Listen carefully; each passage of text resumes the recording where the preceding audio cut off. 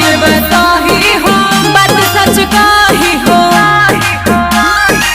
Writer चंदनिया विक्रम बिहारी हो, कालयब होई हो। बाबा के पतरा हो भइल बताही हो, बात सच काही हो। राइटर चंदनिया विक्रम बिहारी हो, कालयब होई हो। रंग बाटे ओखनी के गिरनियन में साखी, जाने कहाँ से आइल धरती पर एलियन साखी।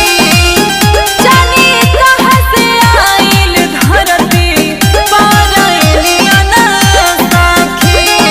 Lavania recording studio, Rasulpur Koregaon, Bhagwanpur, Vaishali.